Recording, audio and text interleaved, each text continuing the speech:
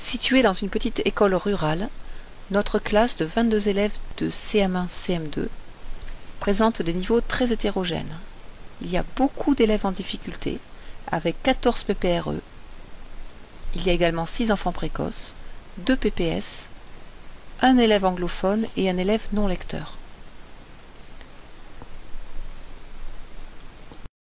Depuis quelques années déjà, j'ai choisi de développer une méthode qui permettait à chaque enfant de progresser à son rythme, tout en variant les supports, les modes d'apprentissage et en favorisant la coopération entre les enfants.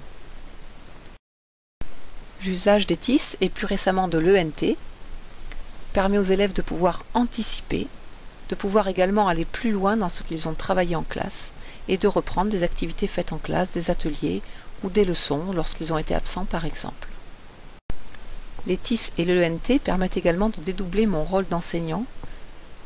Je peux ainsi devenir lectrice, proposer une dictée en MP3, des documents en anglais ou en français langue étrangère. Les élèves peuvent également devenir acteurs et participer à tous ces enregistrements. Je peux varier énormément les supports.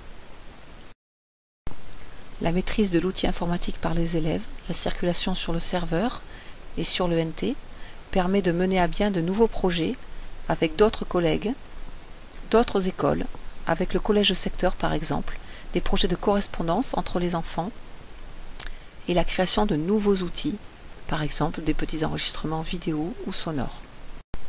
La période s'articule autour de modules de 3 semaines. Pendant la première semaine, la classe fonctionne avec un emploi du temps classique. Les apprentissages sont vus tous ensemble. Ensuite, pendant les 2 semaines qui suivent, bien, les enfants évoluent en atelier. Les ateliers permettent à chaque élève de devenir autonome, d'avancer à son rythme, de choisir la méthode d'apprentissage qui lui convient le mieux et dégagent beaucoup de temps à l'enseignant pour aider les plus faibles ou ceux qui ont besoin d'aller plus loin. À l'issue des 2 semaines d'atelier, on recommence un nouveau cycle avec une semaine classique, avec un emploi du temps classique, et pendant cette semaine, on en profitera pour faire de la mise en commun sur le travail et les découvertes qui ont été faites par le groupe. Je vous propose de découvrir le fonctionnement de notre classe, tout d'abord avec un interview d'un petit groupe d'élèves qui va vous présenter le projet, et ensuite à travers des vidéos réalisées en classe et commentées par les élèves.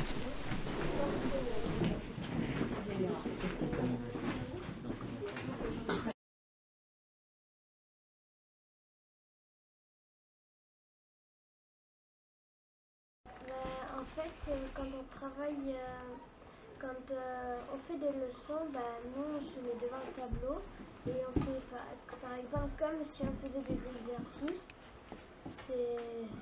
C'est bien, ça nous aide à apprendre. Et comment vous copiez la leçon ensuite? On copie la leçon. Agnès, quand elle a fini de copier la leçon, parce que nous parfois on l'aide, on dit la leçon et elle l'écrit. Quand elle a fini de l'écrire et nous qu'on a fini de lui dicter, et on se met chacun à notre bureau et on se met à copier dans le silence. C'est tous en même temps? Vous copiez la leçon tous en même temps? Non, pas forcément. Ah. On la copie quand on veut.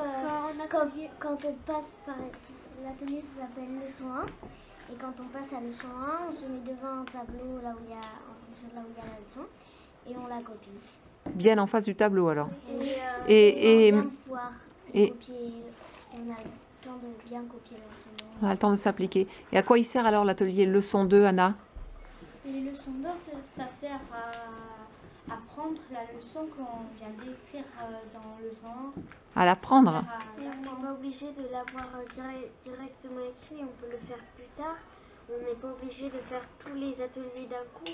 On peut modérer, mais faire pas tout le temps que des exercices, ni pas tout le temps que des jeux. Faire modérer, c'est-à-dire mettre des fois des choses difficiles et quand on a un peu marre, mettre des choses un peu faciles. Et qu'est-ce que vous préférez faire vous en atelier? Toi Maëlle, qu'est-ce que tu préfères faire, tu sais? En général, des mathématiques. Les mathématiques tu préfères? Ou de l'art. Ou de l'art? Et toi, Guillaume, qu'est-ce que tu préfères? Moi, j'aime bien la goutte de mots et la dictée. Et toi, Cassandra? Et les petits jeux. Les petits jeux? J'aime bien les petits jeux, faire la dictée sur l'ordinateur et faire de la géographie. Et toi, Thomas? Moi, mathématiques, anglais, dictée, de la géo et la leçon. Et toi, Loman? Moi, j'aime bien faire les exercices de conjugaison en français, puis des jeux. Et qu'est-ce qui est le plus dur pour vous dans les ateliers? Manon? Pour moi, c'est plutôt pour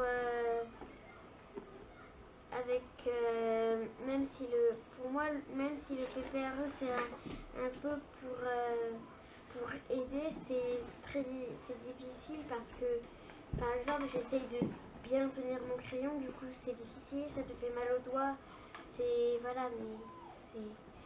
Et est-ce que vous, quand vous avez un atelier qui est trop dur pour vous, que vous trouvez un peu dur, est-ce que vous y allez ou est-ce que vous évitez d'y aller? Moi j'essaie d'y aller pour des fois. Moi j'essaie d'y aller pour progresser. Et toi, Maëlle? Moi aussi. Toi aussi? Moi ça dépend des fois, si je viens déjà de faire un effort, voilà, que je suis fatiguée, que j'ai mal au bras et tout, je vais pas le faire direct, je le laisse un peu pour plus tard. Pour plus tard. Et toi, Guillaume? Moi, s'il y a quelque chose de compliqué, d'abord je fais ce qui est un peu plus facile, après je fais les choses les plus compliquées et après je vais en temps repos. Et après, tu prends l'atelier plus repos, Oui, plus tranquille. de l'anglais, écoute, ou la leçon 2. D'accord, parce que pour toi, c'est plus facile. Oui. Mais Ok.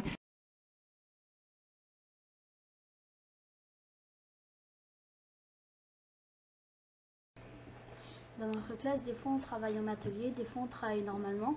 Moi je préfère les ateliers parce qu'au lieu de copier, on fait plein de choses. On fait ce qu'on a besoin de faire, des difficultés et on travaille. moi j'aime bien les ateliers parce que on est libre, c'est-à-dire on fonctionne pas vraiment comme toutes les classes. On peut se balader dans la classe, discuter un peu pour le travail, s'aider, avoir plusieurs façons pour communiquer et pouvoir faire plusieurs travails, les travails qu'on veut en moderne. Moi j'aime bien les ateliers.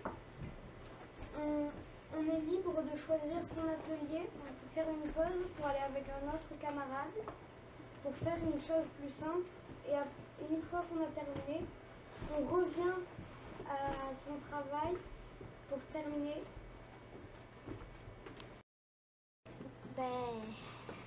Quand on arrive le matin, on peut aller à la place qu'on veut. Et après, on a des étagères avec son nom, là où on a tous nos cahiers. Et par exemple, à la récréation, on peut changer de place, se mettre à côté d'un autre. Et voilà.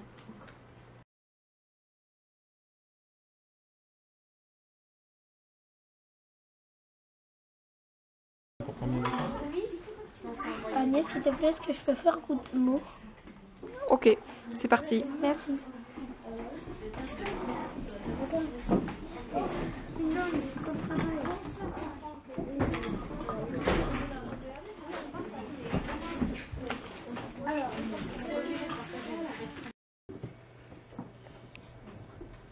Moi, je préfère les ateliers parce qu'on peut travailler à notre rythme, on choisit ce qu'on veut faire et c'est bien, on est libre, on peut surtout travailler à notre rythme. Quand on est dans la classe, eh bien, par exemple, je suis assis à un bureau et si j'ai plus envie d'être là, eh bien, je peux changer n'importe quand. Et comme ça, quand la maîtresse elle écrit un truc au tableau, et bien, si je suis pas bien placée, je peux aller à une autre place et je peux changer quand je veux. Moi, je préfère bien faire les ateliers durs parce que comme ça, je peux voir des nouvelles choses et apprendre.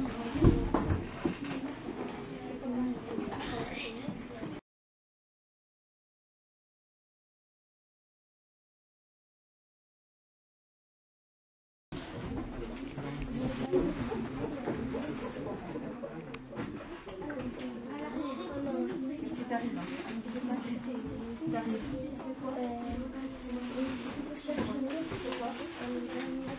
un problème. La question est écrite en gras. À quoi il sert le foulard rouge? Le foulard rouge, c'est plutôt pour quand on a un problème et que la maîtresse arrive vite vous aider et pour comprendre les exercices ou les choses comme ça où tu comprends pas pendant les ateliers. Le foulard gris alors? Ça sert quand tu as terminé un travail, pour t'occuper, tu mets ton foulard gris et t'attends que la maîtresse vienne te voir pour te corriger. Et toi, tu t'occupes pendant ce temps. Quand tu vois un élève avec un foulard rouge, qu'est-ce que tu fais toi, Guillaume? Si c'est parce qu'il est en maths et il a besoin que la maîtresse lui donne des problèmes, tu peux rien faire. Mais par contre, s'il a un problème que tu as fait l'atelier et que tu peux l'aider, tu l'aides. Mais s'il enlève son bandeau rouge, tu n'as plus le droit de l'aider. D'accord, donc tu aides un élève qui a un foulard rouge, tu as le droit d'aller l'aider, tu peux te déplacer Oui. pour l'aider. Oui, s'il a un foulard rouge. Et Cassandra, quand tu as terminé ton travail, tu fais comment? Quand j'ai terminé mon travail, je mets mon foulard gris et en attendant qu'Agnès arrive, je prends un livre, je m'occupe en révisant une leçon, en lisant un livre. Et je fais les compliqués et je fais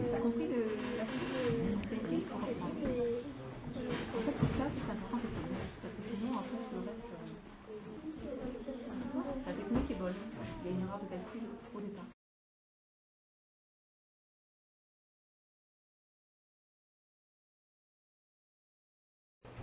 Les ateliers, en fait, on peut les avoir sur la maison parce que sur notre ordinateur, on a un espace numérique. Alors on clique sur un mini-site sur notre espace numérique et on peut voir les ateliers qu'on a. Comme ça, ça nous aide.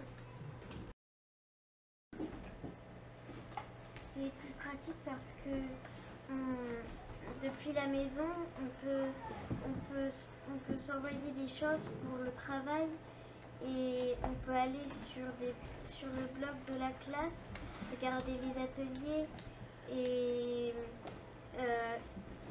imprimer des leçons qu'il y a sur le NT et on peut être un peu comme pour se raconter des choses.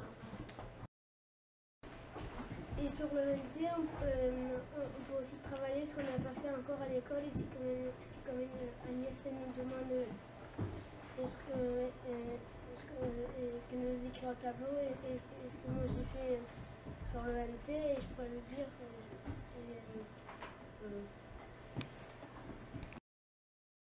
En fait, on prend de l'avance dans le travail. On fait à la maison ce qu'on n'a pas encore fait à l'école. Je peux faire le son. Oui.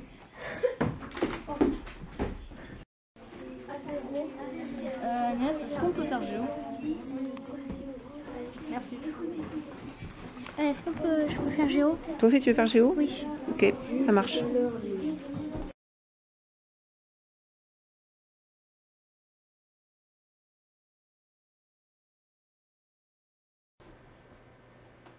Et moi, ce que j'aime beaucoup en atelier, c'est leçon 1, leçon 2, lecture partagée et des fois des jeux que j'aime beaucoup. Et j'aime beaucoup lire. Moi, je préfère les faciles parce que c'est beaucoup moins dur que les durs. Et je préfère ça. Après, j'aime un peu les deux. J'aime aussi un peu les deux, car ça nous aide un peu. Moi, un atelier dur, c'est quelque chose que j'arrive pas trop à faire. Et un atelier qu'on arrive à faire, en fait, t'as pas besoin de vraiment travailler, t'as juste besoin de réfléchir. j'adore lire. Surtout lire avec une histoire entière avec plein de personnes. Et j'aime aussi PPRE parce que ça m'aide beaucoup en graphisme.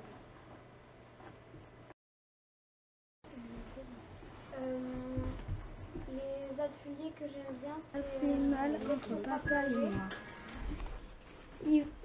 Yvan, arrête de t'agiter et concentre-toi pour une fois.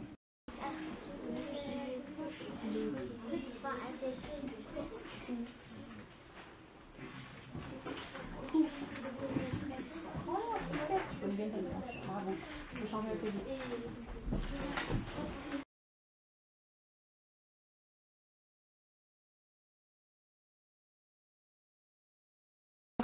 On baisse un peu le niveau sonore. Vous faites trop de bruit.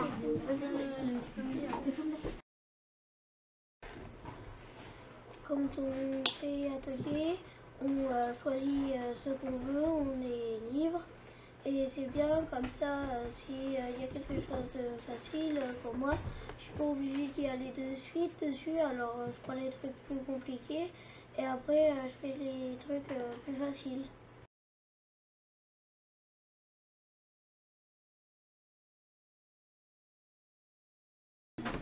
Alors si tu n'as vu que ça, c'est très bien, c'est un dessin d'observation. Tu as dessiné ce que tu as vu, maintenant tu écris le titre, la légende.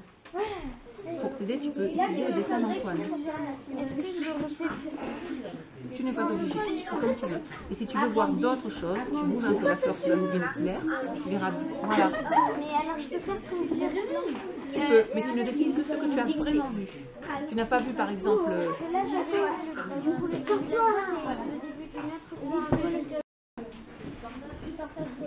Partage son temps quotidiennement. On l'a vu souvent. Tu écris ta question entièrement et tu écris la réponse. Voilà. Soit, si tu n'as pas envie de recopier les questions, tu peux t'arranger pour que dans ta phrase réponse, voilà, par exemple ici.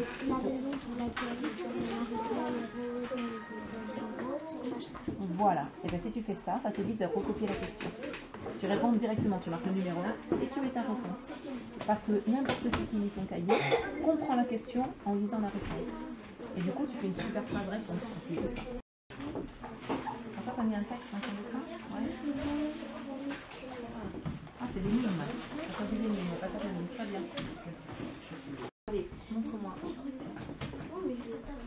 Voilà, très bien, je cherche. On ne met pas la majuscule de la phrase. Combien de temps? Attention que ta phrase n'est pas bien formulée là. Combien de temps?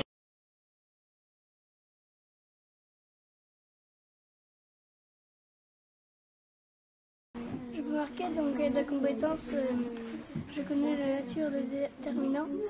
Ok, ça marche.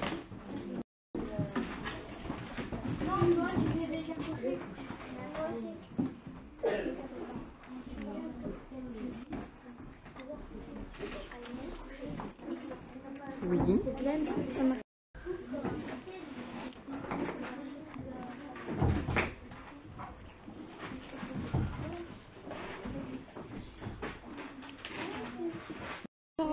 Exercice d'application. Oui, tu peux, pas de problème, on va te cocher. Tu n'as pas la place, comment tu vas faire? On ne sait pas. Eh bien, trouve une stratégie. Non, essaye de trouver une solution, comment tu pourrais faire? On peut faire en deux fois. Exactement.